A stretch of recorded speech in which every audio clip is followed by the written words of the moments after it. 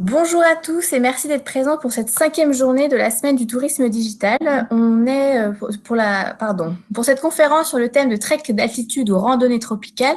Nous sommes avec Angélique et Raphaël en direct du Costa Rica, qui sont des entrepreneurs nomades, consultants trek et randonnées itinérantes.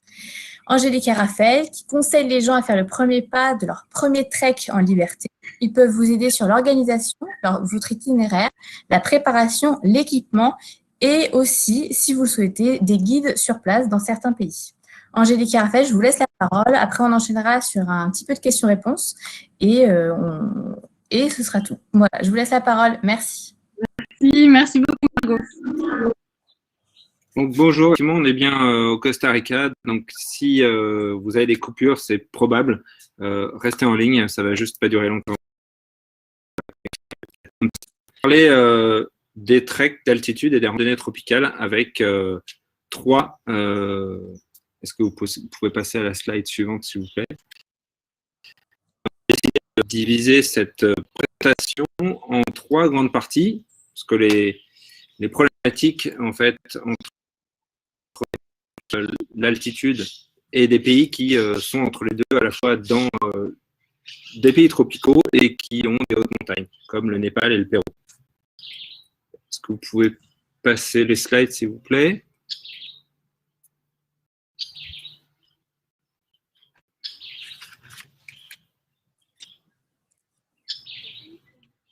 Non.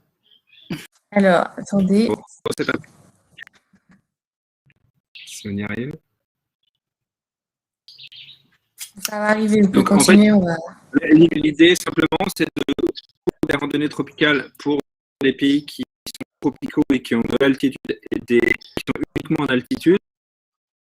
L'idée, c'est de vous présenter trois problématiques dans un de ces pays. Voilà. Le premier, c'est sur les randonnées tropicales. Et c'est Angélique qui va prendre la parole. Alors, c'est moi qui vais présenter la rando sous les tropiques, parce que c'est ma randonnée. Et donc, le tout premier conseil qu'on va vous donner, qui peut paraître vraiment extrêmement simple et bête, c'est absolument le nombre de gens qu'on a vus sur des treks tropicaux en tongs, en t-shirt en coton. Et croyez-moi, au bout d'une heure, ils le regrettent amèrement. Donc, votre premier conseil, c'est vraiment de partir équipé. Alors, partir équipé pour un trek en zone humide, tropicale, qu'est-ce que ça veut dire? Ça veut dire à minima, avoir une paire de chaussures de randonnée. Vraiment, c'est très, très important si vous ne voulez pas finir avec vos pieds complètement escarpés et avec des ampoules de la taille d'un steak. Donc ça, c'est vraiment hyper important. Partez équipé à minima. Nous, ce qu'on conseille, c'est un t-shirt en mérino. Surtout pas de t-shirt en coton. Pourquoi? Parce qu'en fait, le t-shirt en coton, vous allez transpirer énormément dedans. Il va prendre l'humidité ambiante et du coup, dès que vous allez monter un petit peu en altitude, alors pas sur des altitudes extrêmes, hein, mais juste un petit peu, par exemple, si vous faites un volcan ou ce genre de choses, vous allez attraper très très vite froid en fait. Et puis, on se rend pas compte, mais le t-shirt qui garde votre transpiration, c'est un poids aussi sur vous. Donc ça, c'est pas du tout une bonne idée. Donc nous, ce qu'on conseille, c'est vraiment le t-shirt en mérino. Aujourd'hui, je veux dire même des mérino, c'est pas un gros investissement, mais vraiment, en fait, le mérino, ça laisse votre corps et ça ne retient pas l'humidité. Donc c'est très très intéressant à avoir, surtout dans ce qu'on conseille aussi, c'est bon, un pantalon, un short, quelque chose dans lequel vous soyez à l'aise. L'important, c'est que vous l'ayez déjà testé en marchant et que vous n'avez pas mal, c'est-à-dire une petite couture qui vous frotte sur la jambe. Ça, c'est hyper important parce qu'en zone humide, en fait, très, très rapidement, vous allez être un peu escarpé et ça va très vite suinter. Donc ça, c'est très important. Contre une polaire. Clairement, une polaire, parce que si vous faites, en fait, vous allez partir en bas, il va faire extrêmement chaud pendant toute la rando, enfin, ça risque de faire extrêmement chaud, mais si vous avez un mont ou quelque chose, arrivé en haut, vous allez avoir super froid. Donc vraiment, ce qu'on conseille, c'est vraiment, vraiment une polaire. Bon, un petit Gore-Tex essentiel. Vous avez parlé, les fortes pluies, les choses comme ça, mais ça, on en parlera un petit peu tout à l'heure. Notamment le basique de chez Basique, hein, de l'eau, sans une gourde d'eau, la crème solaire, en casquette, voilà, on vous apprend rien. Si vous souhaitez des choses comme ça, ou je sais pas si vous êtes diabétique, vos médicaments, c'est un truc tout bête, mais on a tendance à partir comme ça, bien en tête, et on oublie un peu et un peu de nourriture, même si vous avez vu de manger sur le chemin, une petite barre céréale, un petit casse-croûte, parce que parfois les efforts, en fait, en termes de force, peuvent être une petite barre d'énergie, ça fait pas de mal. Nous, notre conseil, c'est surtout zéro trace, hein, donc prenez toujours un petit sac plastique avec vous, de sac pour mettre les petites poubelles, les pots de banane, voilà, dans la nature. Aussi anodin que peut être une peau de banane. Voilà, nous, on n'est pas pour laisser ce genre de choses un peu partout. Voilà, donc ça, c'était pour la première slide, donc partez équipés. Le deuxième conseil qu'on avait envie de vous présenter, c'est anticiper. Ne partez pas, comme on le voit souvent, en petit déjeuner, dans un hôtel, on est là, on est bien, et on se pose la question, qu'est-ce qu'on va faire aujourd'hui ? La mauvaise idée, c'est qu'on va partir en rando. Parce qu'une rando, ça se prévoit à l'avance. Donc, anticipez. Si dans la conversation, vous abordez le thème de la randonnée, prévoyez ça pour regardez un petit peu votre itinéraire, regardez s'il faut prendre un guide, si le parc est payante, parce que dans les parcs nationaux, généralement, ça dépend où vous allez être, hein, dans quelle région du monde, mais souvent on doit être accompagné d'un guide. Voilà, donc ça s'anticipe en fait. Une randonnée, surtout dans des zones humides, ça s'anticipe. Voilà pour ce petit conseil. Et puis, prochaine slide, les petites astuces pour gérer la pluie et la chaleur. Alors, nous, c'est un retour d'expérience. Quand on a fait le mont Alassane à Jeju, qui est une petite île qui se situe en Corée du Sud, on est parti un petit peu, voilà, on avait anticipé, on avait préparé, on avait pris nos affaires de rando, et il nous manquait une chose essentielle qu'on va vous transmettre là tout de suite, c'est le petit sac étanche.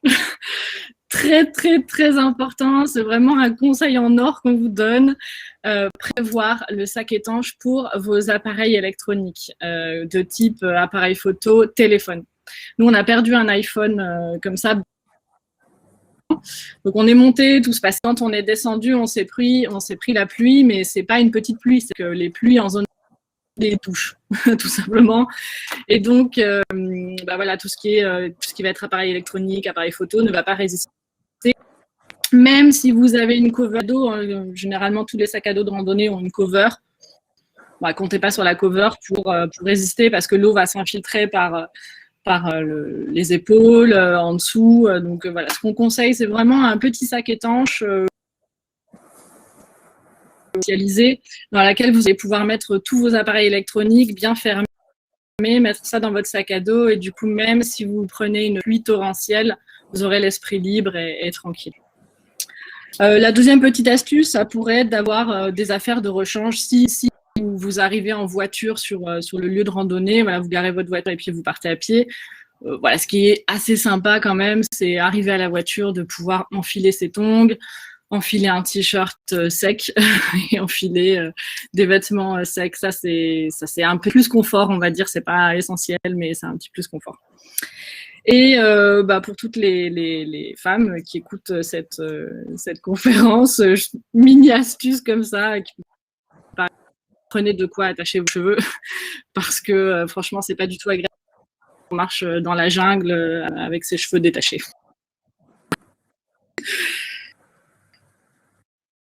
Les petits coups.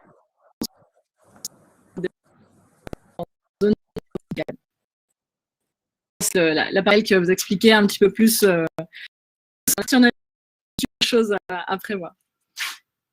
Alors, on peut passer la slide du coup.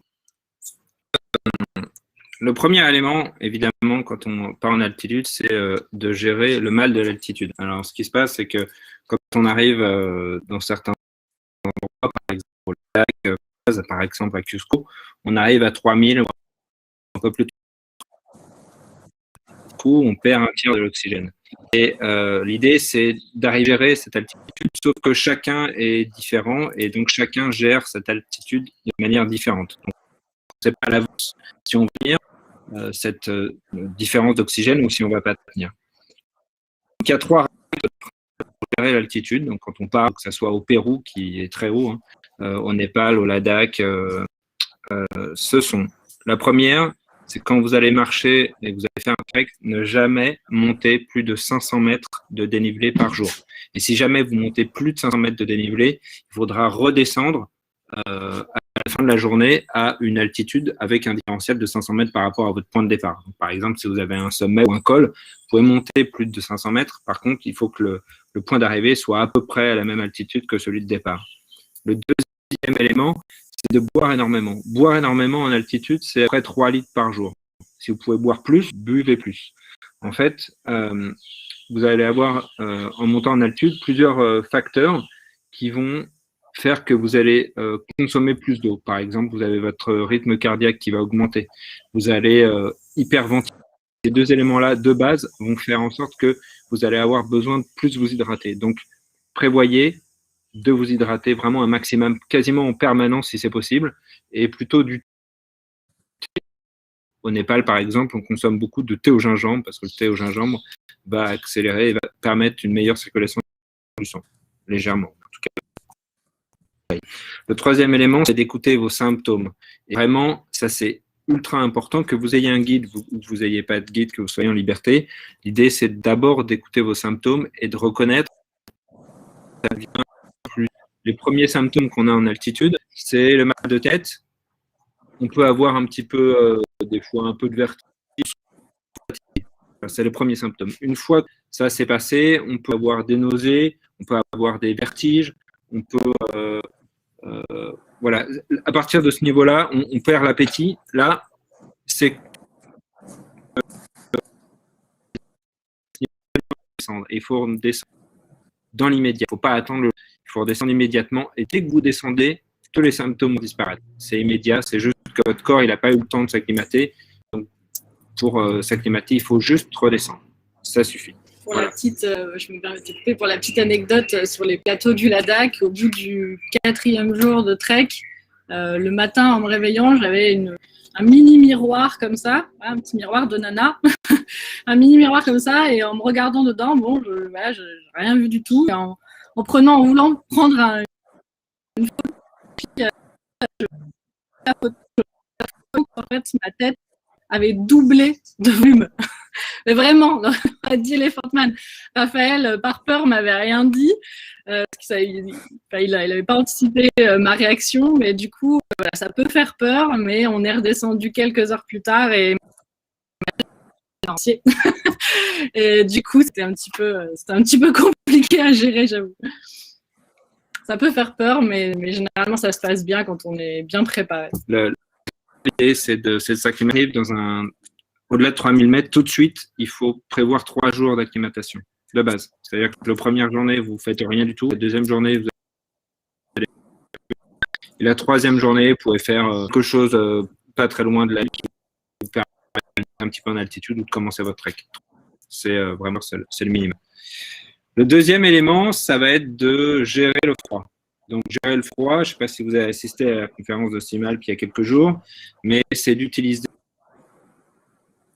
Ah, mince, petite coupure. On va attendre quelques secondes qu'ils reviennent. Je pense que la connexion a été perdue du Costa Rica jusqu'à nous.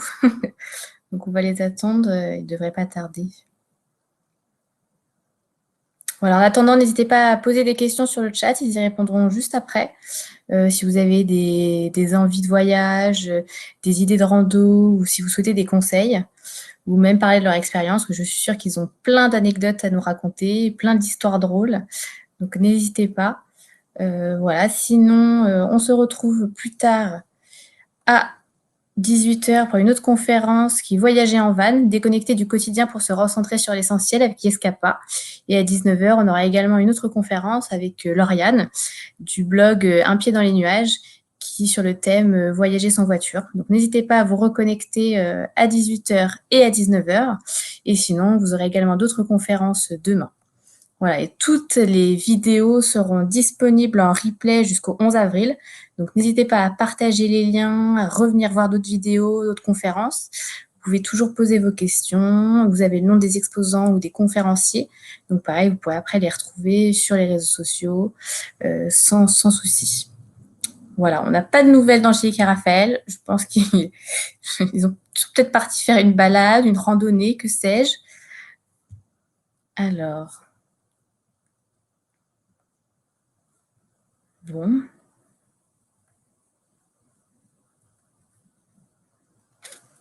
Pourtant, on a testé la connexion avant la conférence, hein, donc tout fonctionnait bien. Je pense qu'ils vont revenir. Ça va prendre un petit peu de temps, mais ils arrivent.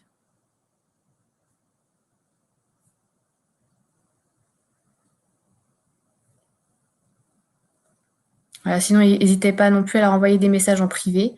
Ils pourront y répondre facilement un peu plus tard, sans souci. Je sais qu'ils ont fait beaucoup de pays. Vous pouvez notamment leur voir sur leur site. Ils ont fait beaucoup de choses. Ils ont des guides dans certains pays, c'est-à-dire qu'en fait, vous leur envoyez un petit message en disant que vous êtes dans tel pays, vous avez besoin de conseils, et eux vous dirigeront vers des contacts qu'ils ont testés, qu'ils connaissent bien, pour vous aider, vous dire ce qu'il faut faire, pas faire. Vraiment plein de choses. Ah, les revoilà. Voilà, vraiment encore, on s'excuse, Voilà. mais on peut pas faire mieux. C'est le problème de la jungle au Costa Rica. Il n'y a pas un super Wi-Fi. Je reprends. Est-ce qu'on peut passer la slide, s'il vous plaît? Merci beaucoup. Voilà, l'idée du système 3 couches, c'est vraiment, voilà, là on se retrouve au pied du col du Chola, dans la région de l'Everest, là, au Népal. À cet endroit en plus de douche, il faut que l'équipement que vous allez prendre, ce soit un équipement que vous ayez confiance. Donc un bon équipement, pas un équipement au rabais, vraiment. Si vous avez une doudoune, vous avez le temps d'avoir cette doudoune, elle vous tient. Vous avez mis un petit peu cher, mais c'est tant mieux, parce qu'elle est efficace. Tout ce que vous avez. Vous n'avez pas de. C'est vraiment sur l'équipement qu'il faut absolument se reposer. Enfin, le troisième point, c'est préparation physique. Alors, il y a un double élément là-dessus, c'est qu'on a toujours l'impression que faire un trek en altitude, ça nécessite une préparation physique qui soit démente. Tout vrai. En fait, c'est même contre-productif, ça ne va pas être à votre avantage. Si vous avez un physique d'athlète, vous allez avoir une bonne capacité respiratoire. Quand vous allez partir en altitude, ça va être à votre désavantage parce que justement, il va falloir, vu que là, il y a moins d'oxygène et vous avez l'habitude, vous, de pomper de l'oxygène de manière régulière, en tout cas optimale, bah là, le fait qu'il y en ait moins, ça va vous demander plus d'efforts d'acclimatation. Donc, l'idée, c'est qu'il n'y a pas besoin d'une préparation physique extraordinaire pour partir en altitude, au Népal, au Pérou, n'importe où. Il y a trois choses que je pourrais vous conseiller. La première, c'est qu'effectivement, il faut gonfler de basse intensité, du jogging lent, de la marche levée, du yoga par exemple. Et la deuxième élément, c'est pour au niveau des articulations. Quand vous êtes au 4e jour en tension et que vous commencez à avoir mal au genou, ça va être embêtant parce que il faut 4 jours pour redescendre. Donc voilà, bien de le savoir avant et donc renforcer donc vos muscles au niveau des jambes et au niveau des épaules. Vous avez un sac à porter, voilà, ce qui vous permettra de gérer en pleine sécurité. Voilà, on va passer à la dernière partie. Alors, il faut savoir que on part, souvent quand on part, par exemple, au Pérou, au Népal, on va faire un mélange de trek et de voyage. Et du coup, on va des affaires de voyage parce qu'il fait chaud, il fait bon et qu'on est confort dans nos affaires de voyage. Et puis après, pour un trek, là, par Pichou, on peut faire le Salcantay, ça prend 4 jours. On peut faire du trek ailleurs dans le Pérou, ça peut prendre 3, 4, une semaine si on a envie. Pareil au Népal, il y a des belles choses à voir dans la vallée. Et la vallée, c'est tropical et du coup, il fait très chaud. On part pas avec nos affaires de trek en voyage et on part pas en voyage et inversement, quoi. Donc, l'idée, c'est de consigner vos affaires de voyage quand vous partez en trek. Et ça, c'est vraiment quelque chose qu'on trouve partout. Ou même au Pérou, sont capables de garder vos affaires. Vous leur mettez même un sac plastique, un sac poubelle, avec votre nom dessus, ça fonctionne. Et c'est parfaitement sécurisé. Ils vont garder vos affaires, c'est fermé, c'est dans une salle de consigne. Vous partez en trek avec uniquement vos affaires de trek, vous redescendez, vous reprenez vos affaires de voyage. Donc voilà. Encore une fois, si vous voulez, vous pouvez prendre vos affaires trek un peu chaudes sur vous, ça vous fera moins lourd à porter. Mais si vous avez un bon, notamment au Pérou, au Népal, parce qu'il y a beaucoup d'heures de vol, c'est mieux de prendre des affaires qui sont confortables pour votre vol. Le deuxième élément, c'est quand vous allez partir, il faut un sac particulier, il faut un sac quand on part en train, il faut un sac 70 litres minimum, 60 litres femmes, 70 litres hommes. Voilà. Parce que dans ce sac, même si vous partez au Népal, vous n'avez pas besoin de tente, vous n'avez pas besoin de matelas, vous avez de matériel de bivouac, réchaud, tout ça. Vous avez besoin d'affaires thermiques qu'on n'utilise pas en général en trek alpin. Et voilà, donc il faut absolument qu'il soit gros dans lequel vous mettez tout vos affaires. Ah, j'ai l'impression que ça coupe. Non, on vous entend non, toujours. Ah, super, bon, très bien. Et, donc voilà, 60-70 litres, je vous montre le minimum. Il ne faut pas hésiter, on se dit, ah, ça va être lourd. 60-70 litres. Voilà. Et si on va au Pérou, c'est les treks qu'on a fait qui sont le plus difficiles parce qu'ils cumulent à la fois la difficulté en altitude et le bivouac. Parce qu'il n'y a pas en tout cas, il n'y a pas d'hébergement en montagne au Pérou. Donc, voilà, ça cumule un peu. Et qu'on voulait vous présenter aujourd'hui, c'était est-ce qu'on peut réellement partir en liberté, en solo, au Népal, au Ladakh, au Pérou? Oui, vous pouvez complètement le faire, sans guide, sans porteur, sans rien du tout.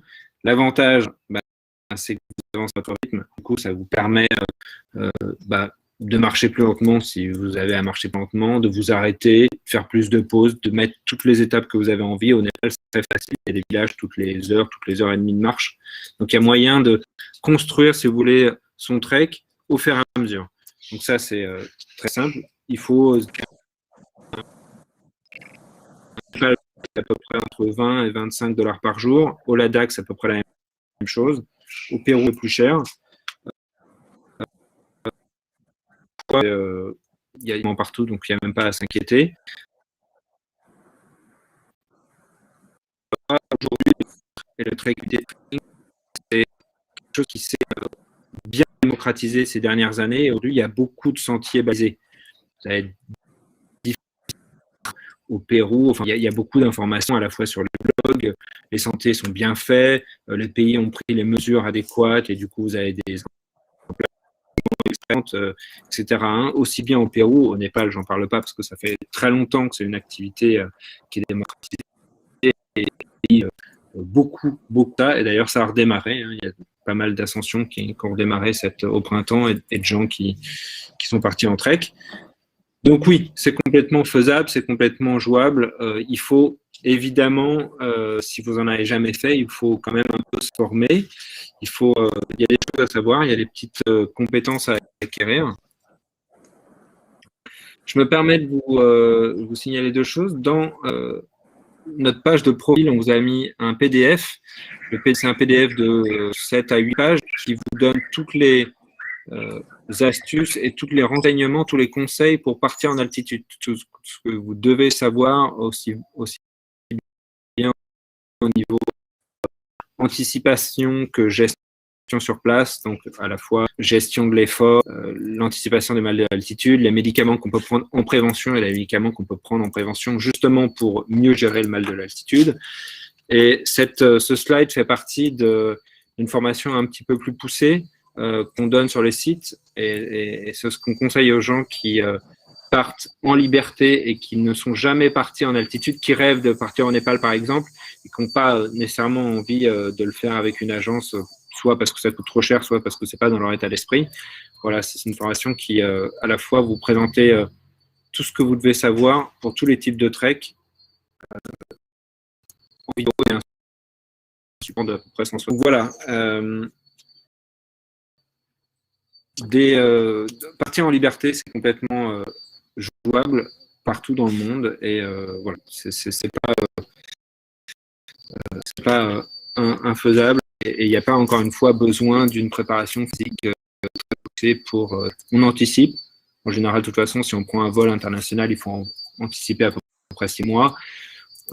Voilà, petite pub pour Air France. En ce moment, tous les billets sont flexibles, échangeables, remboursables. En frais, on l'a fait encore ce matin. Donc voilà, même si vous ne pouvez pas partir maintenant, ou si vous ne pouvez pas revenir à la date escomptée, ou si votre vol a été annulé, tout ça se gère très très très facilement. Voilà. Surtout.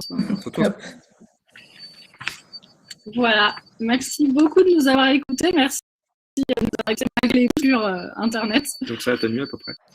Voilà, donc c'est terminé pour cette présentation. Donc, si vous avez des questions. Alors, il y a Marianne qui nous a rejoint également pour vous poser des questions. Alors moi, la première question que j'ai, c'est si vous nous deviez citer un seul de vos voyages qui vous a le plus marqué parmi tous ceux que vous avez faits. Ouh, c'est une question très très. Alors, pas pour moi. Mais vas-y alors. Je réponds d'abord. Ce qui m'a, on va le dire ça, ce qui m'a mis la plus grosse claque, c'était le trek du camp de base de l'Everest. C'était pas le premier qu'on a fait, c'était pas le dernier qu'on a fait ensemble. Mais honnêtement, le trek du camp de base, que j'ai prolongé avec un col derrière, c'est vraiment extraordinaire. C'est vraiment extraordinaire. C'est à la fois parce qu'on est entouré de montagnes. On est là, on est très haut en altitude et après on est entouré avec des murs de neige et de rocs qui sont immenses, quoi. En fait, qui sont tellement hauts que ça vous fait mal au cou. Et en même temps de ça, vous arrivez dans un univers où il y a des gens qui vivent là. Il y a des gens qui vivent là toute l'année. Il y a une ethnie spéciale, les Sherpas là, qui vivent on partage la culture de ces gens-là au fur et à mesure, qui vivent là au quotidien, en même temps que découvrir un paysage extraordinaire. Franchement, des fois, on voit des reportages où on travaille à voir des glaciers qui ressemblent à ceux de Patagonie dans les Alpes. Il n'y a rien qui ressemble aux montagnes du Népal ailleurs, quoi. Vraiment, c'est extraordinaire. Voilà. Moi, c'est vraiment... J'allais dire, c'est très difficile vraiment en question parce que j'ai envie de dire le sud de l'Ipèze, qui est au niveau des paysages monumentaux, dire Iguassou avec ses chutes d'eau complètement extraordinaires. Mais ce qui me revient quand même comme ça en termes d'émotion, c'est la Patagonie. Toute la Patagonie, le fait de traverser la Patagonie et d'avoir chaque jour des paysages différents avec des glaciers absolument extraordinaires. On ne voit pas dans les Alpes, même si j'aime beaucoup la France. Et voilà, il faut quand même pas se mentir, les glaciers en Patagonie, c'est pas les glaciers des Alpes, même si on en a de très jolis. C'est complètement démentiel. C'est un truc, une fois dans sa vie, la Patagonie, c'est un budget, c'est une organisation, mais vraiment, c'est incroyable. Vraiment. Moi, je dirais la Patagonie. Voilà. Merci. Une question complémentaire à cette première question. J'ai l'impression que vous accordez une importance à la démarche durable de vos voyages. Et si vous deviez citer un pays dans lequel cette démarche durable, c'est le mieux exprimé et les efforts... quel pays fait le plus d'efforts en fait pour accueillir à la fois des touristes, des marcheurs dans le bon Là, il n'y a pas d'hésitation. Il n'y a pas d'hésitation, le Costa Rica. Costa Rica. C'est absolument incroyable. C'est c'est une démarche. On a fait beaucoup d'endroits où même s'il y a un effort, Il y a un effort. il n'y a pas un effort au niveau de l'éducation. Ici, Et commence même. l'environnement, oui, comment? Ici, c'est ancré. La gestion environnementale est ancrée dans l'éducation dès le plus jeune âge. Il n'y a pas un endroit. C'est le premier choix pour Voilà. tout, en fait. C'est-à-dire que quand le premier choix, c'est l'environnement. C'est-à-dire que même moi, par exemple, je veux acheter un terrain au Costa Rica, j'achète un terrain, je ne peux pas abattre les arbres pour poser ma maison. C'est impossible. Donc, c'est-à-dire que dans tous les choix, même de la vie courante, le premier choix sera toujours l'écologie, sera toujours le respect de la nature, des vivants. Et ça, c'est quelque chose qu'on n'a vu nulle part ailleurs, en fait. C'est-à-dire que là où on est, par exemple, là, sur le bord au bout de la péninsule, à Punta Arenas, donc on est à Montezuma un petit peu. Il y a des kilomètres de plage, il n'y a rien sur les plages. Et il y a la plage. Vous verrez pas, pas de fête, pas de bar, pas de construction en béton. S'il y a 2-3 constructions, elles sont en bois et en paille. C'est vraiment pas du tout défiguré. C'est la nature au centre de tout. Donc, ouais, sans hésitation. Costa Rica. Merci. Absolument. Une autre question qui est revenue sur le chat, est-ce que vous avez déjà fait des treks ou des randonnées en Afrique? Et sinon, qu'est-ce que vous voulez faire et qu'est-ce que vous conseilleriez? Ah ouais. Alors, on a fait pas trek très loin, mais vraiment un petit peu. On a fait le Drakensberg en Afrique du Sud. Alors, évidemment, l'Afrique du Sud, c'est très bien aussi pour pouvoir partir en indépendant. On conseille vraiment à 1000%. C'est très accessible. Il y a beaucoup encore une fois, il y a beaucoup de démarches organisées pour ça, qui sont faciles d'accès, des sentiers qui sont pour le coup pas trop bien balisés, mais jouables quand même, pas si bien que ça, mais on arrive à quand même trouver des informations intéressantes. Puis les gens sur place sont très avenants et très encourageants. On va pas vous laisser dans la nature et tous les gens sont très gentils en Afrique du Sud. Et après, on aimerait bien aller en Namibie, en fait, parce que c'est des pays qui sont immenses. C'est très difficile de faire tout en un seul voyage. Et donc, si on va dans l'ouest de l'Afrique du Sud et dans l'est de l'Afrique du Sud, déjà, il faut c'est presque 2 voyages. Donc la Namibie, la Namibie, ça sera certainement un des prochains voyages. Mais on conseille vraiment l'Afrique du Sud, notamment avec des enfants, parce que, comme il a dit Raphaël, c'est très confortable. On a croisé beaucoup de familles là-bas qui voyageaient et je pense que c'est extraordinaire. Ça a été extraordinaire pour nous, mais j'imagine même pas un enfant de 8-10 ans, même 5 ans. Enfin voilà, de voir les animaux dans leur environnement naturel, c'est toujours très fort. Donc, Alors si je me permettrais juste une petite parenthèse, je ne sais pas si on peut considérer Madagascar comme étant en Afrique. Je pense que oui, même si ça fait partie de l'océan Indien. Alors Madagascar, ça a beau être très route, c'est là aussi extraordinaire. C'est un pays qui est absolument magique, à la fois au niveau de ses paysages, au niveau de sa faune qui est endémique, à 80%, et qui est resté dans un niveau de développement ultra faible.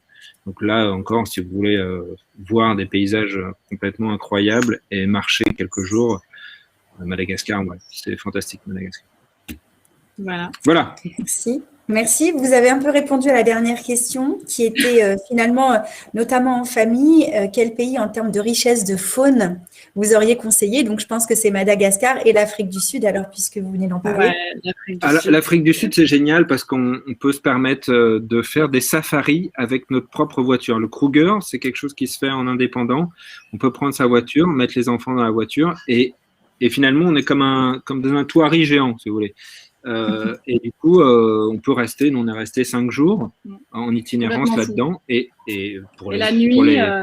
La nuit, c'est les êtres humains qui sont parqués, en fait. C'est ça qui est intéressant. C'est-à-dire que le parc Kruger, ça fait à peu près 1/3 de la France pour se représenter un petit peu. Et donc, on a une grande route de laquelle on ne peut pas partir dans d'autres sentiers quand on est seul. Et comme l'a dit Raphaël, avec son véhicule, on parcourt cette route. Traverse, ils sont là, il y a les zèbres, les éléphants, les familles, il y a tout, les hippos, voilà, il y a vraiment tous les animaux d'Afrique et franchement c'est complètement extraordinaire. Le Sri Lanka. Le Sri Lanka aussi. Le Sri Lanka, on n'y pense pas souvent, on pense que c'est très très bien bien gérer ouais. encore maintenant aujourd'hui le Sri Lanka. Vous pouvez partir en totale sécurité avec les enfants, la voiture, C'est la facile, famille. ouais. C'est facile, il y a beaucoup de choses à faire et à voir. Et c'est pareil, c'est un peu comme ici, il y a beaucoup de jungle, beaucoup d'animaux. Hein. Vraiment, c'est des animaux partout, tout le temps. Petit Quoi disclaimer sur le Sri Lanka, il ne faut pas avoir peur de conduire. Voilà. Pour les pères et mères de famille, il ne faut pas avoir peur du volant, il faut être tranquille parce qu'ils ont quand même une conduite, c'est la pire qu'on ait jamais vue. On a traversé une partie du pays en Afrique du Sud. Afrique du Sud, c'est Afrique beaucoup du Sud, voilà, plus simple. c'est Voilà. vraiment tranquille. Ouais. Beaucoup plus simple. Voilà. Ah, Mais merci n'hésitez beaucoup. pas, en famille, nous on croise énormément de gens. Personnellement, on n'a pas d'enfants, mais on croise énormément de familles et quand on voit quand La on richesse, voit la gaieté qu'il y a sur les visages des enfants, quand ils nous racontent, leur émerveillement, exactement, merci, chercher le mot, quand ils nous racontent qu'ils ont vu un paresseux, qu'ils ne savaient pas ce que c'était, ils vont nous le décrire, enfin, c'est complètement extraordinaire, franchement, c'est super. Ça donne envie. Merci beaucoup. Ah, alors, on me dit juste... Hop, parfait. Bon, je vous remercie beaucoup pour votre intervention. Profitez de vos voyages au Costa Rica pour nous tous. Merci. Promis. Voilà. Et pour les autres, je vous donne rendez-vous à 18h pour voyager en van avec Escapa et à 19h pour voyager sans voiture avec Lauriane du blog Un pied dans les nuages. Voilà. Merci à tous et bonne continuation. Merci Angélique, merci Raphaël. Merci beaucoup. Au revoir. Excellente journée, fin de journée. Merci.